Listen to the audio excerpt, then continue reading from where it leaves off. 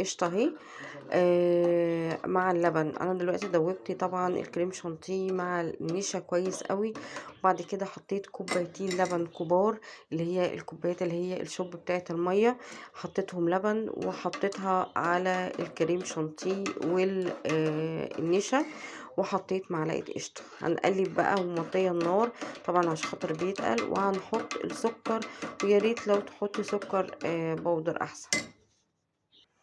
انا دلوقتي حطيت معلقتين سكر، انا كان عندي سكر بودر، حطيت عليهم سكر بودر. بص بقى المهلبيه بقت تقيله ازاي. اهم حاجه خلي بالكم عشان ما تكلكعش، وهوريكم بقى هنصبها ازاي.